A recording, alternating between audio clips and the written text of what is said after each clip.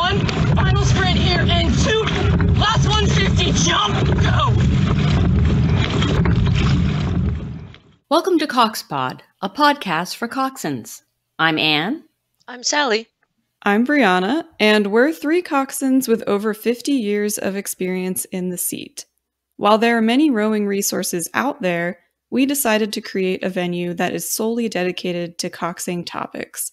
We learn from our shared experiences and want to foster a community that encourages innovation and discussion. We're very pleased to have our current guests with us today, and I'm going to let Anne do the formal introduction, but why did we seek out this guest? As coxswains, our voice is our tool, and as you can hear in my current voice, sometimes the tools get a little rusty and misused. We have all been in these scenarios where the cox box breaks or the headset fries out, or it's the end of a long 3-day regatta and you've been coxing 14 races. So how do we take care of our voice? And Sally, I was hoping that you'd also explain why your voice is the way that it is today so that our listeners can truly appreciate this is for real. Yesterday I did 3 head races. It was a fabulous day, but I'm definitely paying for it. And anything you can do, Linda, to help me, I would truly appreciate. That's it. We're all going to listen very carefully. I know that I am. I was also coxing yesterday. My voice is not as fried as Sally. I was coxing 2 head races. So we have lots of reasons to bring our guest on today. And I did want to introduce Linda. As CoxPod, we're talking about the importance of the voice as our tool. We asked each other, hey, who might we invite on? And I immediately thought about Linda, who is someone that I met up here in Massachusetts about 15 years ago when I started to get into the rowing scene. She is a rower. I have also had the pleasure of having her son be a coach for several of the crews that I've been in. And this year, actually, her husband was one of our coaches. And so she comes from a very heavy-duty rowing family. I know she loves the sport, and she was gracious enough to say yes when I approached her about being the guest for this episode. So, Linda, tell us more about yourself in your own words, if you wouldn't mind. Sure. Thank you so much for asking me. I was initially hesitant, but, Anne was able to convince me that I would be in good hands here. I'm a certified speech-language pathologist. I've been working in the public schools for about 37 years now, which I can't believe. And I started rowing in 2008. As Anne mentioned, my entire family and our friends are either coaches or rowers or coxswains or some combination thereof. And I thought, well, if you can't beat them, join them. So I learned to row and absolutely loved it. I joined the local club and I've been rowing and being a speech pathologist ever since. Linda, for those who aren't familiar with this particular field, what does a speech pathologist do? If you're a practicing speech-language pathologist, you must have at least a master's degree in that area, and you need to take a national exam and pass it, and then you need to do practicum and clinical fellowship time practicing while being supervised. I work with children with speech sound errors, with language difficulties, with fluency difficulties. You might know it as stuttering. Voice issues are less a concern in the pediatric population, which is why I was sort of hesitant at first to take on this podcast. But if you know about voice, you know about voice. So I thought I can share some information. And Linda brings that special point of view of not only understanding about the voice, but about rowing. And that is not something that you encounter a lot. So we appreciate that very much. Mm-hmm. The focus of what we're going to talk about today is using your voice and how to preserve it and how to get the most from it and how to make sure you continue to have a voice. So I think I'll start off by talking a little bit about what your laryngeal system does. There are 4 functions, basically. The first one is respiration, and that, as we all know, is breathing. Very important for a coxswain to be able to breathe and have that breath support. One is phonation, and phonation is actually speaking and projecting that voice. The other 2 are less important for coxswains, but it's closing off your airway so that you can swallow and not choke. And the other one is to support yourself. If you're lifting something heavy, your laryngeal system closes up so that you can give yourself more mechanical support.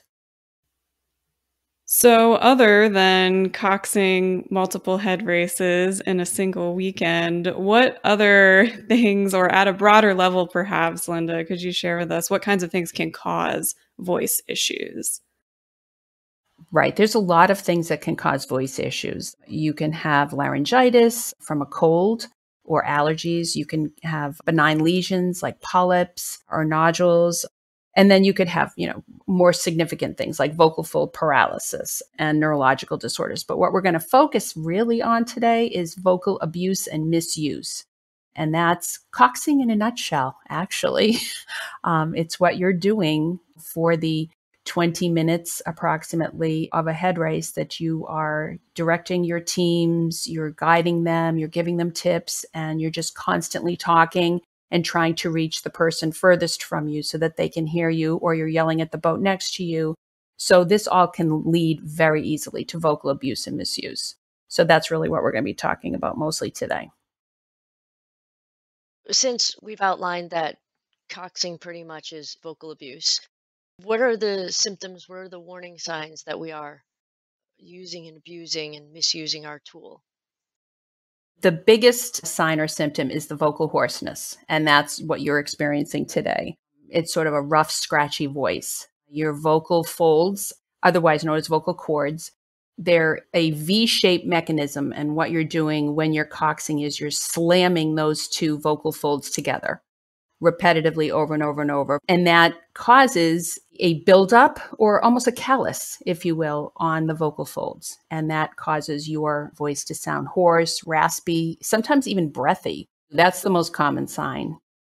Now, calluses on rowers' hands are a very good thing because it's protecting them. Are calluses helpful to us as a coxswain, the calluses on the vocal cords? No. So that's the perfect analogy. Calluses on rowers' hands are a good thing because, you're grabbing those oars and you want to build that up so that as you're rowing over the course of a season, your hands don't hurt anymore. The problem with coxswains, if you're building up calluses on your vocal folds, then they turn into nodules, and that can be not a good thing long term.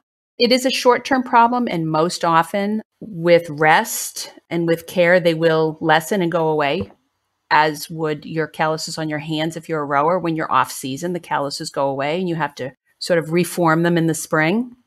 But those vocal nodules will stay there if you're practicing every day, and so you're using your voice every day, or you have multiple head races, or a 3-day weekend, or Masters Nationals where you're doing it over however many days that is. You can really do some damage to your voice. Not irreparable in most cases, but you can do some damage. Is it possible to get long-term damage on your vocal cords? I think in extreme circumstances there is. It will cause you to be what's called aphonic, or you won't have any voice. Therefore, you won't have a job as a coxswain. So if you are constantly abusing your voice or constantly yelling or slamming those folds together over long periods of time, say in the fall, by the time of the Head of Charles rolls around, you won't have a voice and you won't be coxing that 8 in a race. So it would behoove you to look at, how's my voice sounding? Should I take it easy? Should I do something during this week where I'm limiting the amount of speaking I'm doing just to get those calluses down, to make your voice a little bit, to give it a rest, so to speak. So in order to prevent that really unfortunate potential situation of not being able to do our jobs due to loss or longer term damage to the tool of our voices as coxswains, what recommendations do you have, Linda, for how a coxswain can effectively project our voice? Well, it's really difficult. One of the first things is having a working cox box. I mean, in a perfect world, every coxswain who sits in that seat should have a cox box that works, and that every single person in that boat can hear them. And they can hear them at a level like I'm talking to you now. We all know that doesn't happen on a regular basis. So that's one of the first things. And with some younger crews, they get thrown in a boat and a coxswain doesn't have a working cox box. And this poor coxswain is now yelling and screaming so that bow seat can hear them. Well, that's just not good. And over time, that's even worse because this person will indeed lose their voice if they're spending an entire season practicing like that. So one of the first things, obviously, is to have a working cox box. Some of the things that you can do while you're sitting in the coxswain seat is learning to breathe properly. And that's easier said than done because in order to breathe properly, you need to sit up straight. And we know coxswain seats are not built like that. You're usually hunched over or you're in a bow loader and you're, all scrunched in there and you're trying to project your voice. So that's not easy. If you're in a good position, it's actually sitting upright. So this can only be done like if you're standing next to the boat and you're loading the boats or whatever, or maybe you're down at the start line, you can sort of get yourself seated higher up. You're not in race position, but you're higher up and you can direct your crews as necessary. One of the big things is taking your shoulders and sort of dropping them down, because then that's just taking the tension out. The more tension you have, the more hunched you're going to be and the more strained your respiration and your phonation is going to be. So if you find yourself while you're in that little position, but your shoulders are up around your ears, try to take a beat and say, oh, let me get my shoulders down and sort of relax a little bit because this is only going to help me project my voice. And Linda, I had a question based on your comments about the importance of having a functioning cox box at your disposal. For those times when we don't have one or it dies or whatever it is, how far do you think we can reasonably project, let's say in an 8? I mean, I'm throwing that at that question. I'm going to start by answering it, which is not a really good technique, but I am anyway. I'm just saying I can't. I cannot physically project probably past, let's say, 6 feet if I'm lucky, because as the boat is moving, I mean, there are all these obstructions. There are bodies preventing the sound moving forward.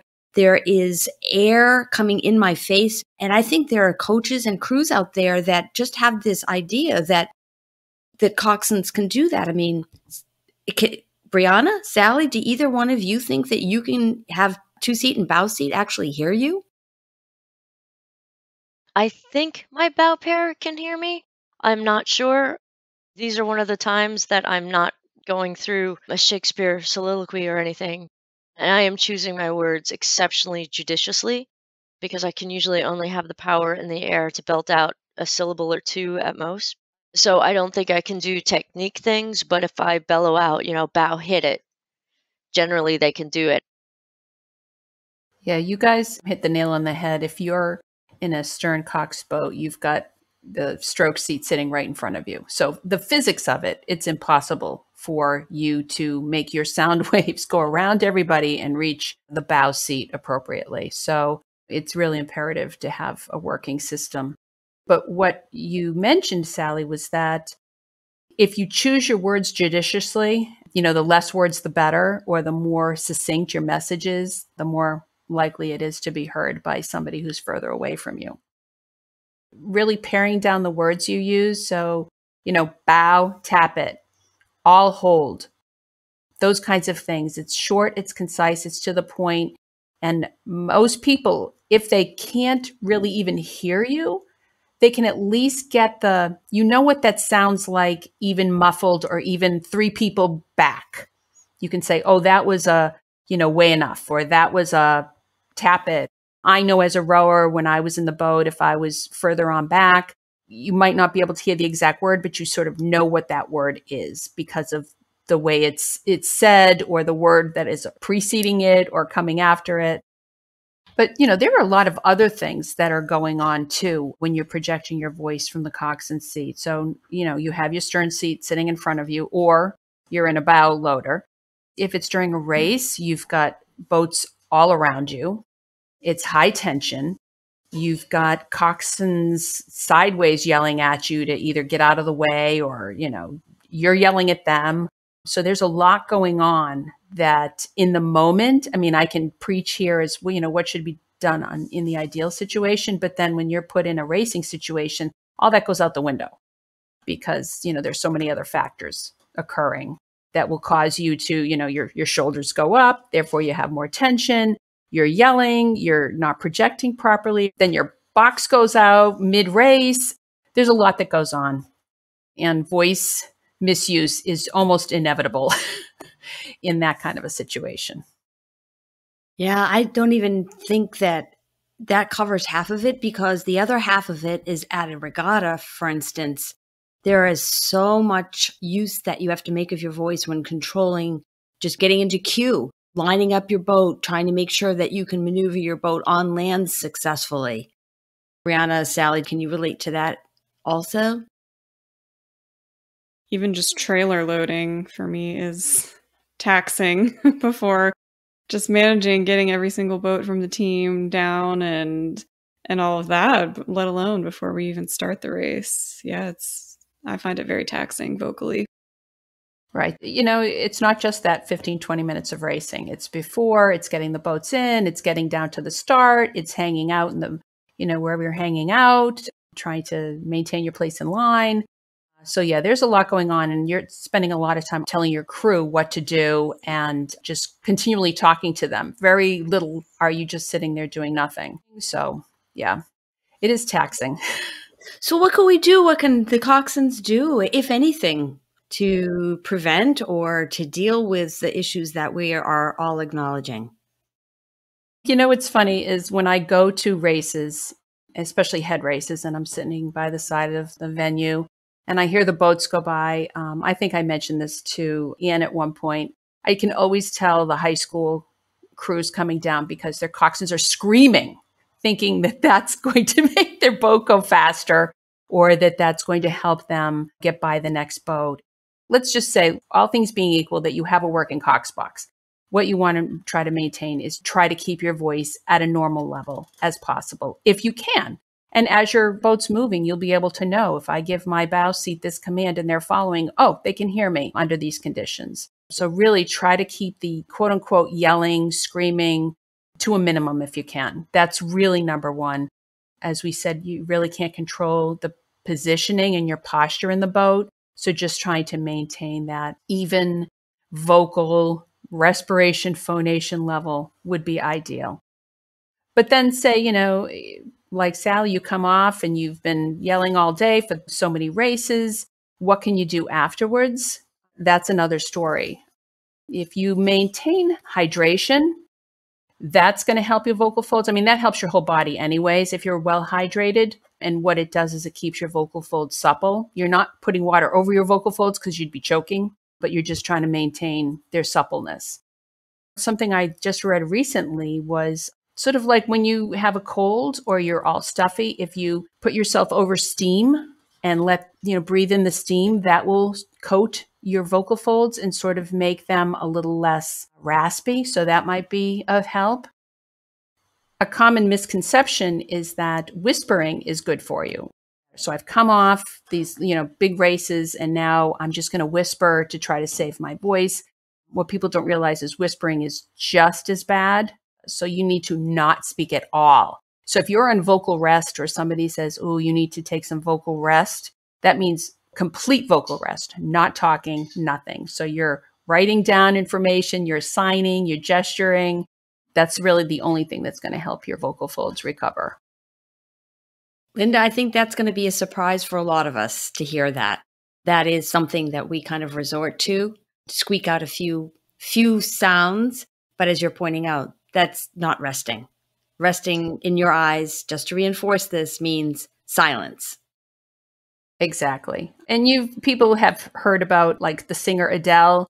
She had vocal cord surgery, as did some other singers and stuff. And they had to be on complete vocal rest. And that's what they did. They did not speak. They did not whisper. They did nothing. And so that will help you immensely. And in terms of putting that into practice for coxswains listening, on a multi-day regatta, we can't afford, if our voice is already strained, to be going to the team dinner at a loud restaurant, talking that entire time. That's something I'm always thinking about, is making sure that I reduce those extraneous recreational uses of my voice when I need it for those long regattas. That's perfect. That's exactly what you should be doing. And the other thing is if you're at the team dinner at a restaurant, don't be drinking. Try not to take medications because those also might affect your voice quality. So really try to think of preserving your voice in that way, that this is your job over the next so many days. So what am I going to do to make sure that I have a voice at the end of it? What exactly are kinds of things that you could eat or drink that might be less helpful? Things like decongestants are not good because they're very drying. Alcohol is not good, I think, for the same reason. And caffeine is not good. Oh, no. I can forego the alcohol, but I cannot make the Coach Cox meeting without caffeine. Sally's out altogether of this one. Yeah, this is the great information. Gotta go. I'm gonna just go take some halls. I'll be fine. Hi, listeners. It's Brianna here, chiming in during the editing process with some potentially good news for Sally. I just came across a scientific article published by researchers at Trinity College Dublin that looked at what we know about how caffeine affects the voice. There is almost no good research out there about this, and the research that we do have, which amounts to about 5 studies, found no negative effects of caffeine on the voice in healthy individuals. This article is hot off the presses. It's from 2021, the same year that we're putting out this episode, and it's open access, so anyone can read it. I'll link to it in our show notes at coxpod.com/019 so that you can check it out for yourself. And now let's tune back into the interview and hear more from our wonderful guest, Linda. Do you think that lozenges, as Sally just referenced, are helpful, or are they just sort of making you feel better generally? I think they generally make you feel better, but if you feel better, that's okay. I mean, I do the same thing. If you have a sore throat, you want something to suck on, and it sort of coats it as a while. Of course, you're not really coating your vocal folds. You're just coating your throat. But hey, go for it. I don't think it's going to hurt you. I think that when we're talking about preserving as much of our voice as we can, that in the regatta situation where we have the on-land work that we have to do, whether it be working on the trailer or navigating crowds, that is when I try to make as much use as I can. See, my voice is going out already after yesterday.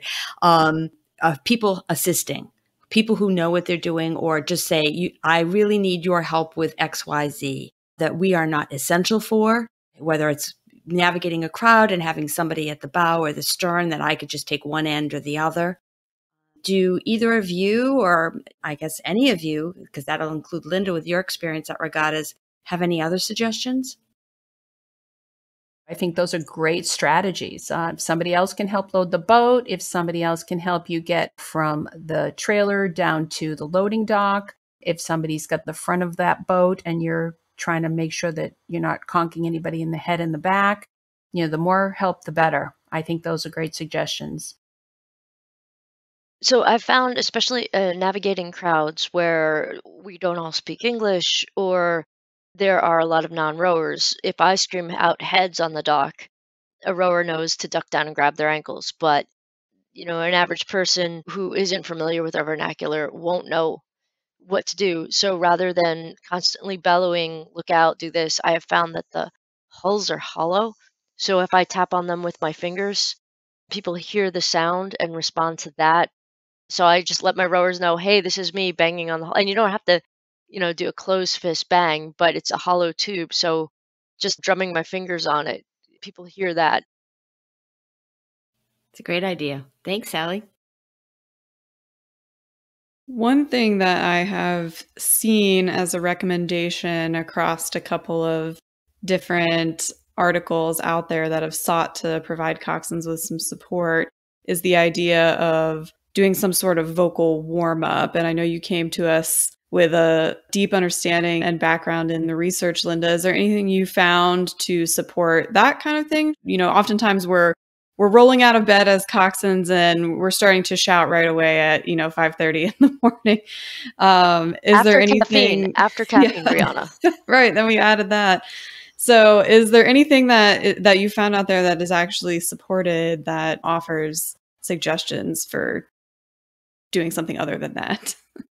I did look for some research into this, and the only thing I found was it was referencing coxing, but it was talking about a singer who said, I would recommend that you do vocal warm-ups like I do. But there's no research behind it. But to me, it makes sense.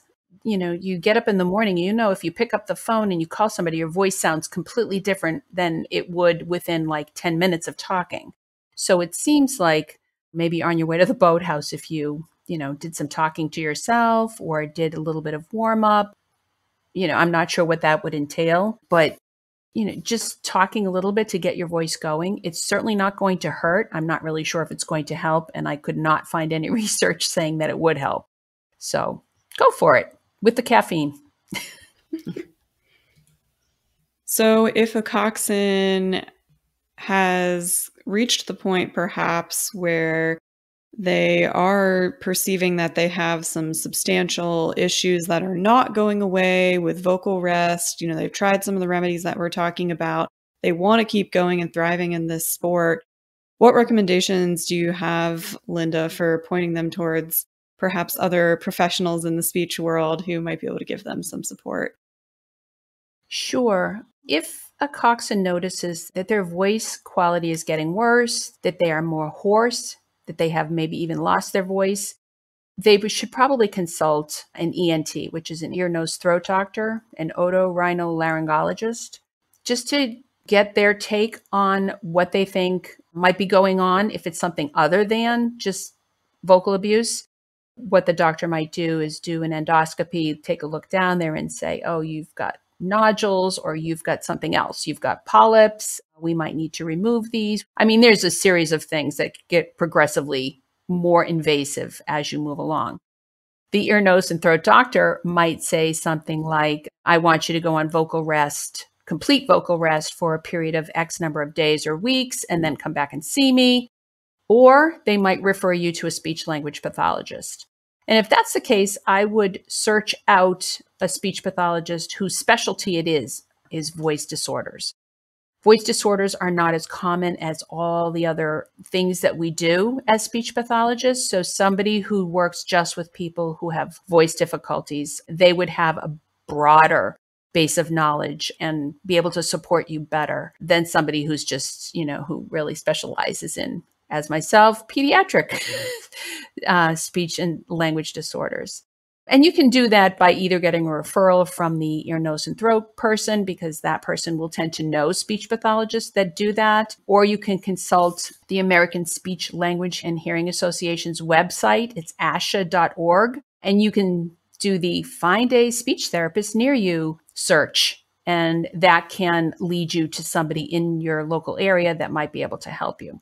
And then that person, that speech pathologist, will be able to give you tips, have you maybe do some practice breathing, give you some exercises and things to do at home, just to get you to realize what you're doing to your voice and how to better preserve your voice.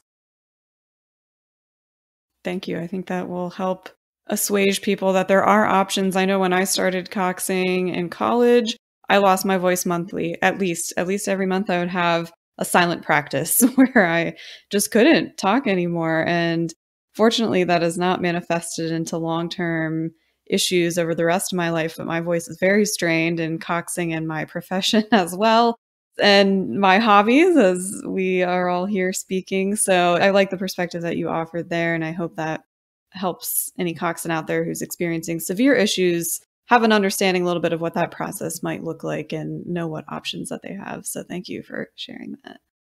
And let me add that vocal nodules are not usually this horrible medical death sentence, so to speak. They are something that's highly, highly treatable. So, if you're a coxswain and you've lost your voice, don't be thinking, oh my gosh, this is the end of everything, because it's not. It's highly treatable. Your voice will come back and you can carry on coxing the next week or season or month or whatever it is, depending on the severity of your condition. But again, it's usually not this, life-altering condition. If I could reflect on sort of a summary statement of what we've covered so far, I'm hearing, one, use all the equipment that you possibly can and make sure it's available every moment that you possibly can, that we would not find it acceptable to send coxswains out without a Cox box and the wiring and the speakers that actually function, and especially on an ongoing basis, which I think the reality is that sometimes happens. So that's something I think I'm hoping we can agree on is not acceptable. The second piece that I heard that again surprised me a bit is whispering is just as bad as speaking, and that the only real way to correct the symptoms of overuse is to have silence. And that what we came up with sort of as some practical tips included having people assist you and do talking for you whenever that's possible. Hydration, right? Tapping on the boat.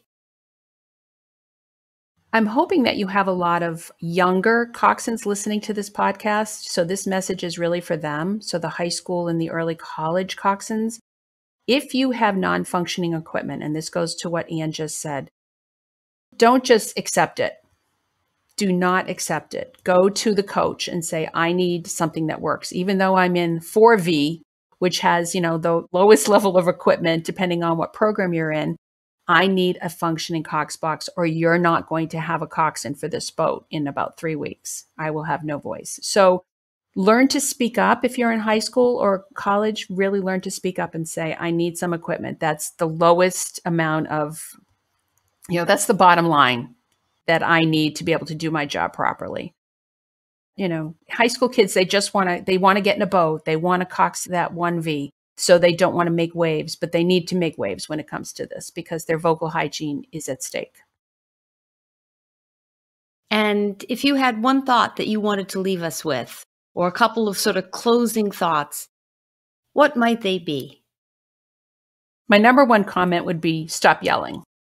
You don't need to yell, so stop yelling, especially you young ones.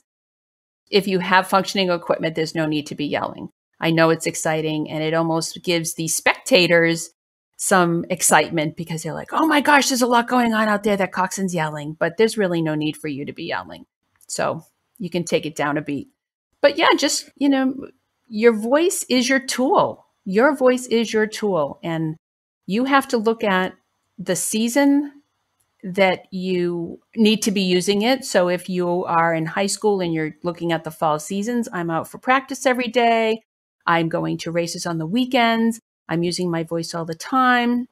I need to maintain my voice over this period of time. Or if you are a coxswain who coxes all year round and you're traveling around the country or around the world, I'm using my voice all the time. I need to, if I'm coxing for so many weeks here, and then I take a break. When I take a break, I need to really take a break. So look at your voice as as your main tool and preserve it because you need it. Great. Brianna, do you want to talk about our quick pick for this episode? We wanted to just share a little tip that we hope people can take away from this episode. And one that we have on our minds that would help with this equipment issue would be to carry a spare CoxBox battery if you use the type of CoxBoxes or other devices that have a removable battery. Especially older equipment, those batteries start to go and they start to die in the middle of practice. So having a spare with you, if your team has that available, can really save you in those moments and enable the practice or the race to continue. And Brianna, I just employed that yesterday at the regatta that I was at in the second race. During the warm-up, boom, it went dead, and I reached into my gear and pulled out a spare, put it in, and I felt like, I felt so great. So I hope other people have access to a spare battery. Just carry it. Make sure it's charged because they're usually sitting around, but make sure it's charged. But when that happens, it's a really tremendous feeling. Love to hear that being put into practice. Sally, would you like to take on our shout out? You had a very relevant book that you recommended to me that I have been reading, and our audience might like to hear about that as well. Yep, the shout out, ironically, right, for this topic. My shout out is a book called This Is the Voice by Jonathan Colapinto. I found it as a liberal arts major to be a very scholarly, impassioned, and possibly scientific book that focuses on the voice, on its cultural necessity, but also it taps a little bit into the physics and the medical reasons why things are happening. I thought it was a really interesting and diverse book that covered everything from like rock and roll to gender politics to the study of linguistics. So I found it fascinating. That might be a book that I'd be interested in. I think I'll grab that one. Really recommend it. We are so thankful to Linda for graciously lending us and our audience some of her time. And she has also provided us with a list of resources for the audience to take a look at if you'd like to learn more. Those will be available in our show notes for this episode at coxpod.com. We would love for you to check those out if you're interested. Also there, we will include Linda's contact information. So Linda, if you'd like to share now how the audience could get in touch with you if they would like to. Sure. My email address is lindagaida, all one word, at msn.com.